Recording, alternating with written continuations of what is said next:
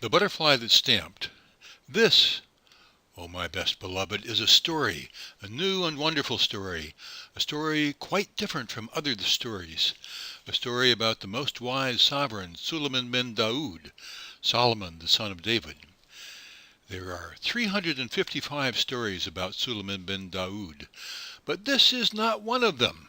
This is not the story of the lapwing who found the water, or the hoopoe who shaded Suleiman bin Daoud from the heat. It is not the story of the glass pavement, or the ruby with the crooked hole, or the gold bars of Balkis. It is the story of the butterfly that stamped. Now, attend all over again and listen. Suleiman bin Daoud was wise. He understood what the beasts said, what the birds said, what the fishes said, and what the insects said. He understood what the rocks said deep under the earth when they bowed in toward each other and groaned. And he understood what the trees said when they rustled in the middle of the morning. He understood everything, from the bishop on the bench to the hyssop on the wall. And Balkis, his head queen, the most beautiful Queen Balkis, was nearly as wise as he was. Suleiman bin Daoud was strong. Upon the third finger of the right hand he wore a ring. When he turned it once, afrits and jinns came out of the earth to do whatever he told them. When he turned it twice, fairies came down from the sky to do whatever he told them. And when he turned it 3 times, the great angel Azrael of the sword came dressed as a water carrier and told him the news of the 3 worlds, above, below, and here.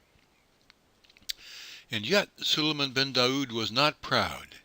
He very seldom showed off, and when he did he was sorry for it. Once he tried to feed all the animals in the world in one day, but when the food was ready, an animal came out of the deep sea and ate it up in 3 mouthfuls. Suleiman bin Daoud was very surprised, and said, "O animal, who are you?" And the animal said, "O king, live forever. I am the smallest of 30,000 brothers, and our home is at the bottom of the sea.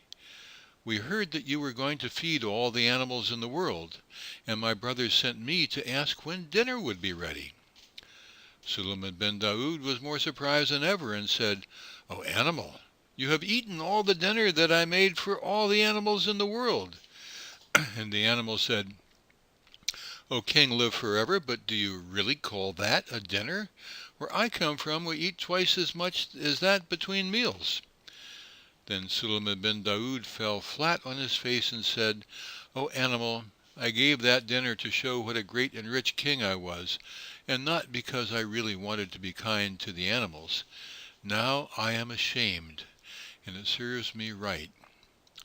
Suleiman bin Daoud was a really truly wise man, best beloved. After that he never forgot that it was silly to show off. And now the real part of my story begins.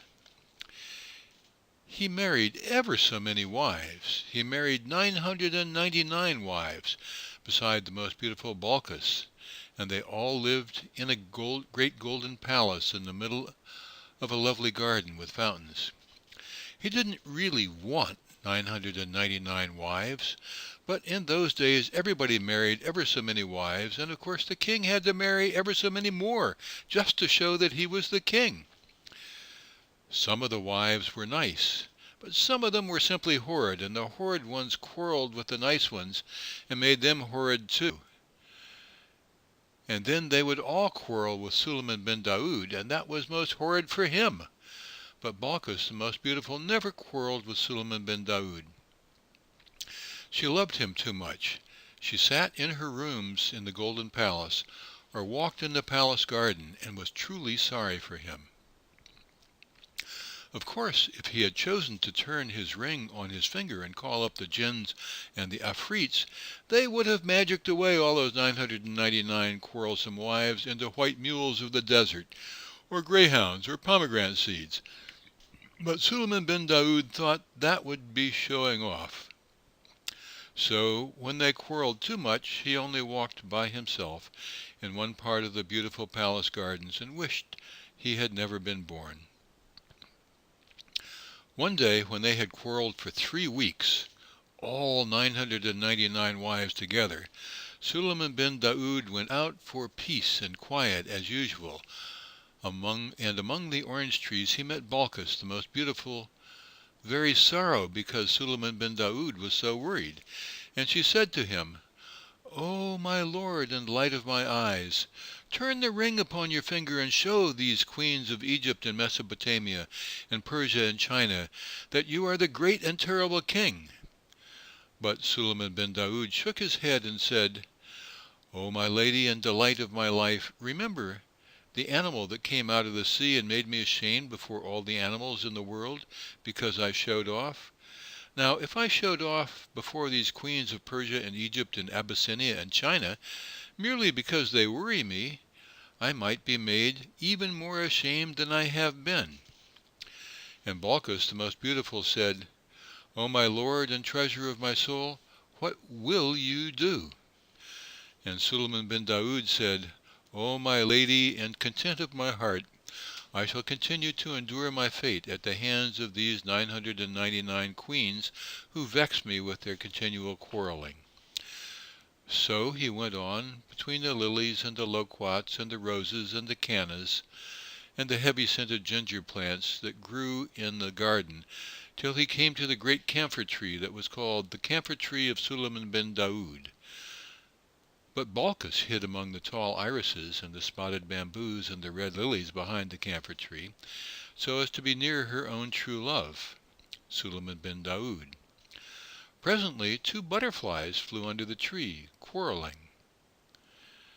Suleiman bin Daoud heard one say to the other, "I wonder at your presumption in talking like this to me. Don't you know that if I stamped with my foot, all Suleiman bin Daoud's palace in this garden would immediately vanish in a clap of thunder?" Then Suleiman bin Daoud forgot his 999 bothersome wives and laughed, till the camphor tree shook at the butterfly's boast, and he held out his finger and said, "Little man, come here." The butterfly was dreadfully frightened, but he managed to fly up to the hand of Suleiman bin Daoud, and clung there, fanning himself. Suleiman bin Daoud bent his head and whispered very softly, "Little man, you know that all your stamping wouldn't bend one blade of grass. What made you tell that awful fib to your wife? For doubtless she is your wife." The butterfly looked at Suleiman bin Daoud and saw the most wise king's eyes twinkle like stars on a frosty night, and he picked up his courage with both wings, and he put his head on one side and said, "O king, live forever, she is my wife, and you know what wives are like." Suleiman bin Daoud smiled in his beard and said, "Yes, I know, little brother." "One must keep them in order somehow," said the butterfly, "and she has been quarreling with me all the morning. I said that to quiet her." And Suleiman bin Daoud said, "May it quiet her. Go back to your wife, little brother, and let me hear what you say." Back flew the butterfly to his wife, who was all of a twitter behind a leaf, and she said,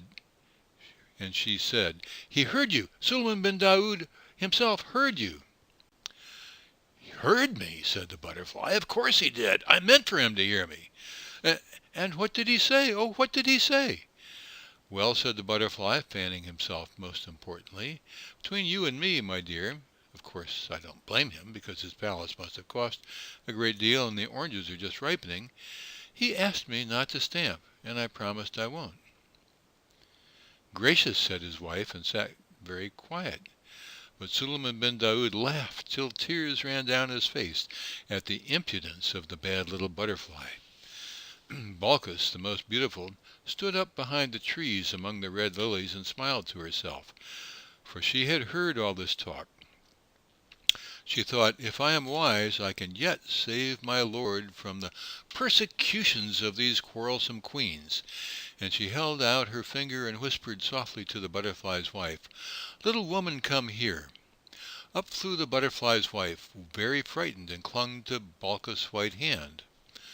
Balkis bent her beautiful head down and whispered, "Little woman, do you believe what your husband has just said?" The butterfly's wife looked at Balkis and saw the most beautiful queen's eyes shining like deep pools of with starlight on them.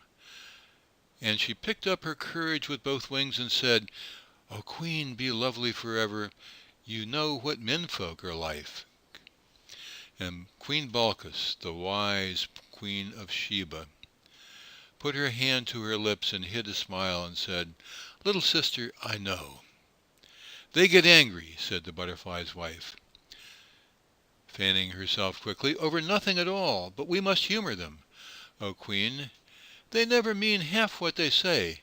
If it pleases my husband to believe that I believe he can make Suleiman bin Daoud's palace disappear by stamping his foot, I'm sure I don't care. He'll forget all about it tomorrow." "Little sister," said Balkis, "you are quite right.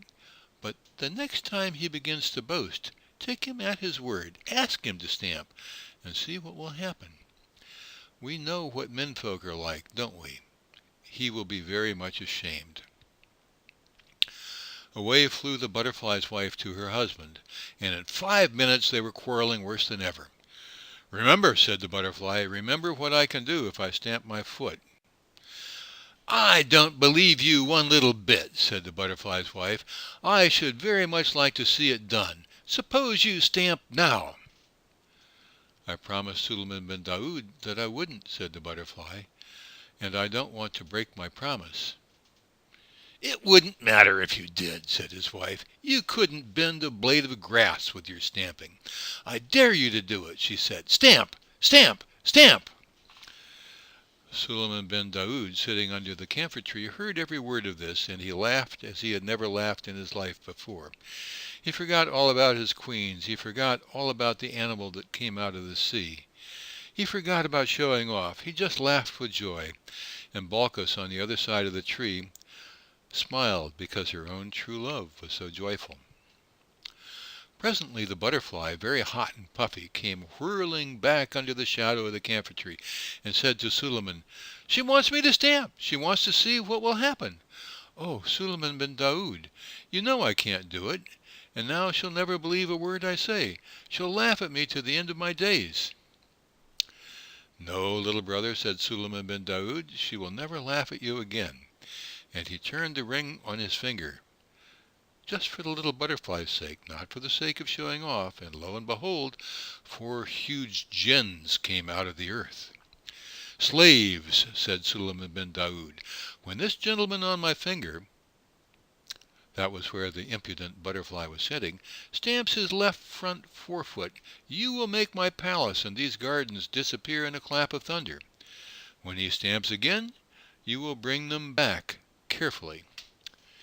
Now, little brother," he said, "go back to your wife and stamp all you have a mind to." Away flew the butterfly to his wife, who was crying, "I dare you to do it! I dare you to do it! Stamp! Stamp now! Stamp!" Balkis saw the 4 vast jinns stoop down to the 4 corners of the gardens with the palace in the middle, and she clapped her hands softly and said, "At last! Suleiman bin Daoud will do for the sake of a butterfly what he ought to have done long ago for his own sake, and the quarrelsome queens will be frightened." Then the butterfly stamped. The jinns jerked the palace and the gardens 1,000 miles into the air. There was a most awful thunderclap, and everything grew inky black. The butterfly's wife fluttered around in the dark, crying, "Oh, I'll be good. I'm sorry I spoke. Oh, bring back the gardens, my dear darling husband. I'll never contradict again." The butterfly was nearly as frightened as his wife, and Suleiman bin Daoud laughed so much that it was several minutes before he found breath enough to whisper to the butterfly, "Stamp again, little brother. Give me back my palace, most great magician." "Yes, give him back his palace," said the butterfly's wife, still flying about in the dark like a moth. "Give him back his palace. Don't let's have any more horrid magic." "Well, my dear," said the butterfly as bravely as he could, "you see what your nagging has led to. Of course it doesn't make any difference to me. I'm used to this sort of thing. But as a favor to you and Suleiman bin Daoud, I don't mind putting things right." So he stamped once more, And that instant the jinns let down the palace and the gardens without even a bump. The sun shone on the dark green orange leaves, the fountains played among the pink Egyptian lilies, the birds went on singing, and the butterfly's wife lay on her side under the camphor tree, waggling her wings and panting, "Oh, I'll be good, I'll be good." Suleiman bin Daoud could hardly speak for laughing. He leaned back all weak and hiccupy, and shook his finger at the butterfly and said, "O great wizard, what is the sense of returning me to my palace, if at the same time you slay me with mirth?" Then came a terrible noise, for all the 999 queens ran out of the palace, shrieking and shouting and calling for their babies. They hurried down the great marble steps below the fountain, 100 abreast, and the most wise Balkis went statelily forward to meet them, and said, "What is your trouble, O queens?" They stood on the marble steps, 100 abreast, and shouted, "What is our trouble? We were lying peacefully in our golden palace, as is our custom, when upon a sudden the palace disappeared, and we were left sitting in a thick and noisome darkness. And it thundered, and jinns and afrits moved about in the darkness. That is our trouble, O head queen, and we are most extremely troubled on account of that trouble, for it was a troublesome trouble, unlike any trouble we have known." Then Balkis, the most beautiful queen, Suleiman bin Daoud's very best beloved, queen that was of Sheba and Sable and the rivers of gold of the south, from the desert of Zin to the towers of Zimbabwe, Balkis, almost as wise as the most wise Suleiman bin Daoud himself, said, "It is nothing, O queen.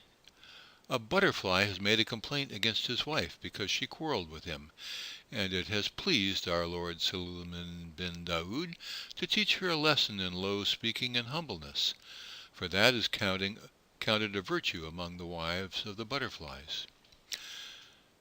Then up and spoke an Egyptian queen, the daughter of a pharaoh, and she said, "Our palace cannot be plucked up by the roots like a leek for the sake of a little insect. No! Suleiman bin Daoud must be dead, and what we heard and saw was the earth thundering and darkening at the news." Then Balkis beckoned that bold queen without looking at her, and said to her and to the others, "Come and see." They came down the marble steps, 100 abreast, and beneath his camphor tree, still weak with laughing, they saw the most wise King Suleiman bin Daoud rocking back and forth with a butterfly on either hand, and they heard him say, "O wife of my brother in the air, remember after this to please your husband in all things, lest he be provoked to stamp his foot yet again, for he has said that he is used to this magic, and he is most eminently a great magician, one who steals away the very palace of Suleiman bin Daoud himself. Go in peace, little folk." And he kissed them on the wings, and they flew away. Then all the queens except Balkis, the most beautiful and splendid Balkis, who stood apart smiling, fell flat on their faces, for they said, "If these things are done when a butterfly is displeased with his wife, what shall be done to us who have vexed our king with our loud speaking and open quarreling through many days?"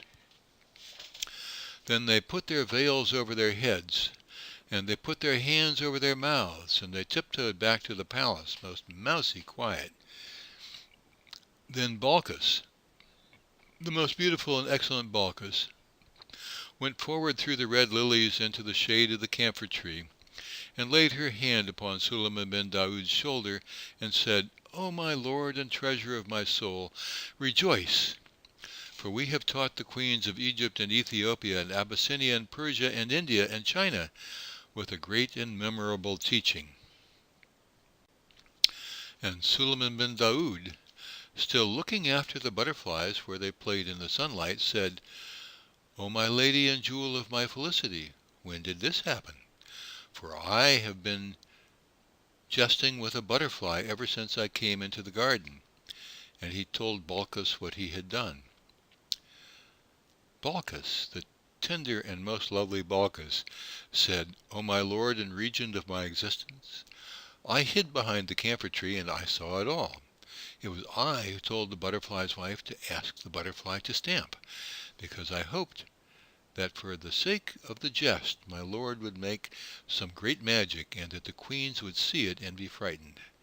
And she told him what the queens had said and seen and thought.